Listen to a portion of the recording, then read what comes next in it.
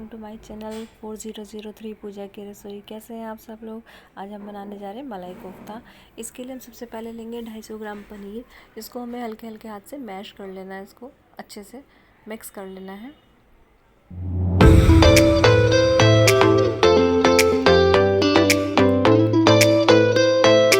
हमारा पनीर मैश हो गया है। अब हम इसके अंदर 2 उबले हुए आलू लेंगे, जिसको मैंने 4 पार्ट में करके डिवाइड किया था, और इसको हम अच्छे से कद्दूकस कर लेंगे। हमें इसको कद्दूकस ही करना है, इसको हमें हाथों से फोड़ना नहीं है। अगर हाथों से फोड़ेंगे तो वो उसमें गांठें होने के चांसेस रहते हैं, जिससे हमारा जो मलाई कोफ्ता है वो टूट सकता है। इसलिए इसको हमें कद्दूकस ही करना है। स्पेशली इस चीज़ का हमें ध्यान रखना है कि आलू को हमें कद्दूकस ही करना है। अब हम इसके अंदर अपने टेस्ट के अकॉर्डिंग सॉल्ट डालेंगे। इसके अंदर हमें और कोई मसाला नहीं डालना है। इस बैटर के अंदर सिर्फ हमें सॉल्ट और हल्की सी काली मिर्च हम डाल सकते हैं, वो इच्छा के अनुसार, लेकिन मैंने नहीं डाली है। अब हम इसके अंदर डालेंगे 2 टेबलस्पून भर के आप मैदा। मैंने मैदा यूज़ किया, आप इसकी जगह कॉर्नफ्लोर हो तो कॉर्नफ्लोर यूज़ कर सकते हैं, अरारोट है तो आप अरारोट भी यूज़ कर सकते हैं। हमें इसके अंदर बाइंडिंग के लिए हमें कुछ ना कुछ डालना होता है, इसके लिए हम इसके अंदर हमने अरारोट, मैदा, या आपके पास अगर कॉर्नफ्लोर है तो वो आप यूज़ कर सकते हैं। अब हमें इसको अच्छे से इसको एक डो की तरह इसको कंबाइन कर लेना है, सारी चीज़ों को आपस में मिला लेना है। एकदम एक ये हमारा डो की तरह प्रिपेयर हो जाएगा। ये देखिए,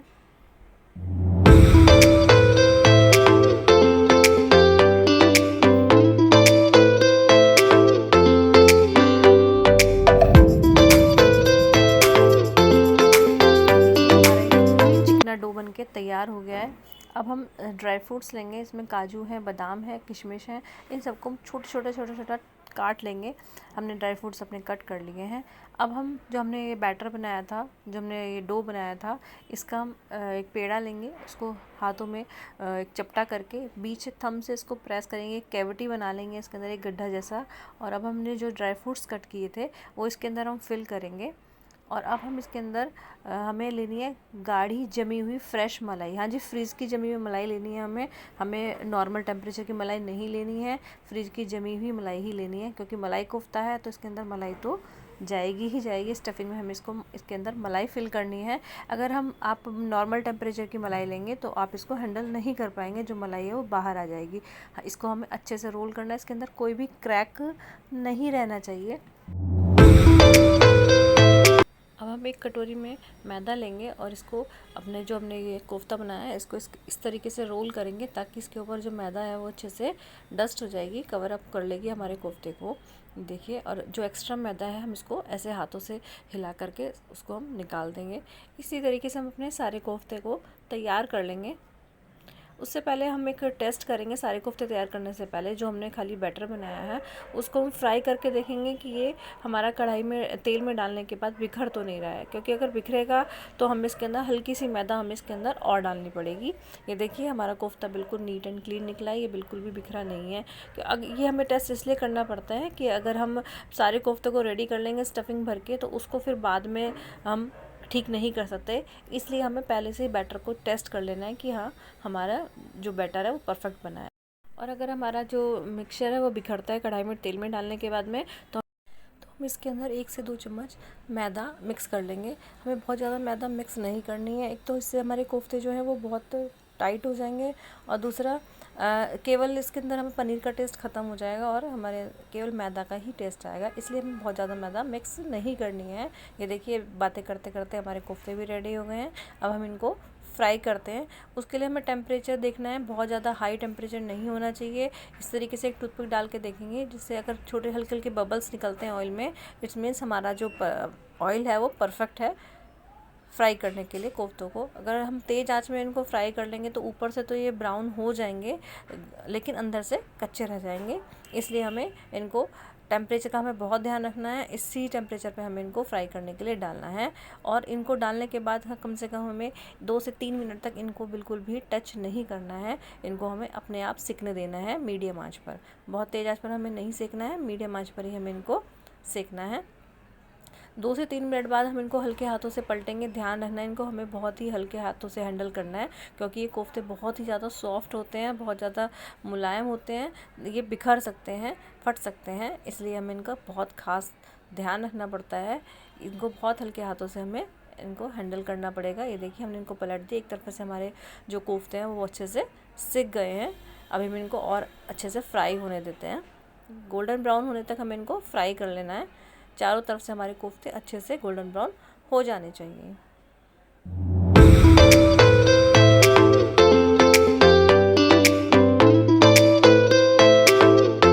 ये देखिए हमारे कोफ्ते जो हैं अच्छे से गोल्डन ब्राउन हो गए हैं। अब हम इनको कढ़ाई से बाहर निकाल लेते हैं।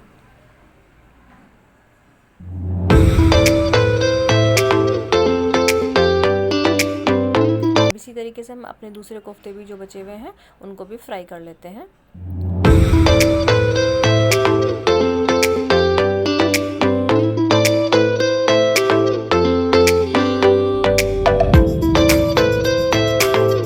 देखिए हमारे सारे कोफ्ते फ्राई हो गए हैं। अब हम इसकी ग्रेवी की तैयारी करते हैं।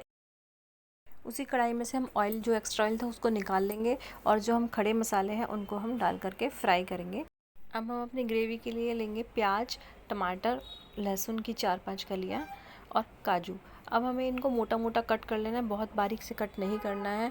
अब हम ऑयल गर्म होने पर जो हमने प्याज कट की थी उसको हम डाल करके फ्राई करेंगे। बहुत ज़्यादा गोल्डन ब्राउन हमें नहीं करना है, सारी चीज़ों को हमें केवल गलने तक और हल्का ट्रांसपेरेंट होने तक ही हमें इन सब चीज़ों को फ्राई करना है, गोल्डन ब्राउन नहीं करना है। यह इस बात का खास ध्यान रखना है।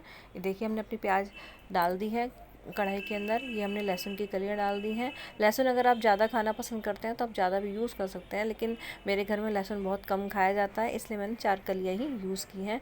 वैसे इसके अंदर मलाई कोफ्ते के अंदर आप ज़्यादा लहसुन ना ही यूज़ करें तो ही बेटर है, क्योंकि इसका नाम ही मलाई कोफ्ता है, तो इसका टेस्ट थोड़ा सा मिठास पने पर रहता है, तो इसका टेस्ट ख़राब हो जाएगा। अब हम इसके अंदर टमाटर जो हमने कट किए थे वो भी ऐड कर देते हैं और सारी चीज़ों को हमें अच्छे से मिक्स करना है और इनको हमें फ्राई होने देना है। ये हमने काजू हैं 20-25 काजू लेंगे और उनको हम इसके अंदर डाल करके फ्राई कर लेंगे काजू को भी। अगर आपके पास काजू नहीं है तो आप कोई भी मगज ले सकते हैं, किसी खरबूजे के बीज ले सकते हैं, तरबूज का बीज ले सकते हैं, इनफैक्ट आप मूंगफली की गिरी भी ले सकते हैं। इसके लिए मेरे पास काजू थे तो मैंने काजू यूज़ किया है। इसके अंदर हम थोड़ा सा नमक स्प्रिंकल कर देंगे ताकि जो हमारा प्रोसेस है वो थोड़ा सा फास्ट हो जाए। इन सब चीज़ों को ढक देंगे और ढक करके 10 से 15 मिनट में लगेंगी इन सारी चीज़ों को हमारी फ्राई होने में। देखिए पहले से थोड़ा सा हल्की हल्की गल गई हैं चीज़ें। इसी तरीके से हमें 5 से 7 मिनट तक इनको अच्छे से पका लेना है। टमाटर भी हमारा गल गया है। सारी चीज़ों को हम पका लेते हैं। ध्यान रखें तेज़ आंच पर ही प्रोसेस नहीं करना है, धीमी आंच पर ही करना है, ताकि जो हमारी चीज़ें हैं सारी वो गल जाएँ, गोल्डन ब्राउन ना हो। इनको हमें ढक ढक करके ही पकाना है। हमारी सारी चीज़ें गल गई हैं, हमने गैस ऑफ कर देते हैं और इन सारे मिक्सचर को हम कढ़ाई से बाहर निकाल लेते हैं ताकि मिक्सचर हमारा ठंडा हो जाए। फिर हमें इस बैटर को हमें पीस लेना है, इस मिक्सचर को इसकी एक पेस्ट बनाना है, थिक पेस्ट बना लेंगे। ये देखिए हमने इसको प्लेट में निकाल लिया, इसको ठंडा कर लिया है। ठंडा होने के बाद ही हमें पीसने के लिए डालना है। और ध्यान रखें इसके अंदर जो हमने खड़े मसाले डाले थे उन सबको हम रिमूव कर लेंगे, निकाल लेंगे। उन सबको हमें इसके साथ पीसना नहीं है। देखिए तेज पत्ता है, लौंग है, क्योंकि मोटे मोटे मसाले हैं, आराम से आप इन सबको रिमूव कर सकते हैं। रिमूव करने के बाद में जो हमने ये बैटर है हमारा, इसको हम मिक्सर में डाल करके ग्राइंड कर लेंगे। इसमें हमें पानी नहीं डालना है क्योंकि वैसे ही सॉफ्ट है तो ईज़िली हमारा ये मसाला जो है पिस करके तैयार हो जाएगा। ना ही हमें इसके अंदर कोई भी मसाला ऐड करना है। सिंपल प्याज, टमाटर और काजू का जो मिक्सचर हमने तैयार बनाया है इसको ही हमें ग्राइंड कर लेना है, पीस करके एक बैटर बना लेंगे। ये देखिए हमने इसको पीस लिया है। पीसने के बाद ये हमारा इस तरीके से दिखाई देता है। इसका टेस्ट बहुत ही अच्छा आता है। अब हम इसी मसाले को सेम कढ़ाई में हम इसको छान लेंगे, क्योंकि इसके अंदर छोटे छोटे कण रह जाते हैं। क्योंकि मलाई कोफ्ता की जो ग्रेवी होती है वो एकदम स्मूथ होती है, कोई भी उसके अंदर पार्टिकल्स नहीं होते हैं, इसलिए हम इस ग्रेवी को छानना बहुत ज़रूरी है। ये देखिए हम अपनी ग्रेवी को छान लेते हैं कढ़ाई के अंदर ही, सेम कढ़ाई के अंदर हमने छाने। देखिए आप देखिए कितना इसके अंदर से पार्ट्स निकले हैं जो हमारी ग्रेवी को ख़राब कर देते। इन सबको अच्छे से छान लेना है। ये देखिए हमारी एकदम स्मूथ सिल्की ग्रेवी हमें मिल गई है, रेडी हो गई है। अब हम अपनी गैस को ऑन कर लेंगे और आंच हमेशा धीमी ही रखेंगे, क्योंकि इसमें काजू है तो काजू बहुत जल्दी चिपकता है और हमें इसको चलाते रहना है, तेज़ आंच नहीं करनी। और जिस जार में हमने अपने मसाले को पीसा था उसी जार को हम थोड़ा सा पानी डाल करके सारा जो उसके अंदर बैटर चिपका हुआ था वो भी निकाल लेंगे। इस पानी को हम अपनी ग्रेवी के अंदर मिक्स कर देंगे और अब हमें इसे कंटिन्यूसली चलाते रहना है। ये देखिए, इसके अंदर हम कोई भी एक्स्ट्रा मसाला हमें नहीं डालना है, क्योंकि मलाई कोफ्ते की ग्रेवी में कोई भी दूसरे मसाले नहीं जाते हैं। हम इसके अंदर काली मिर्च का पाउडर डालेंगे बस, और नमक हमने पहले ही डाला हुआ था। टेस्ट करके अगर आपको थोड़ा बहुत कम लगता है तो आप एडजस्ट कर सकते हैं। अब हम इसके अंदर डालेंगे थोड़ी सी टमाटो सॉस, 1 से 2 चम्मच, और इसको डाल करके अच्छे से हम मिक्स करेंगे।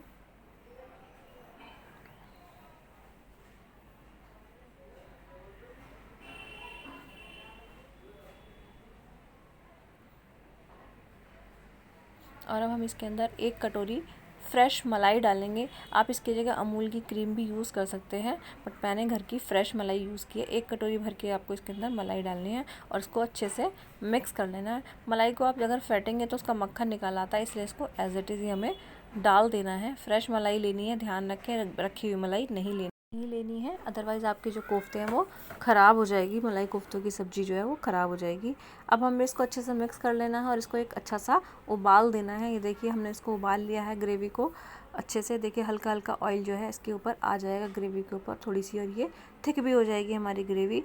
ये अब हम इसके अंदर डालेंगे कसूरी मेथी, हल्का सा इसको तवे पर सेक लेंगे और इसको हम अपने ग्रेवी के अंदर मिक्स कर देंगे।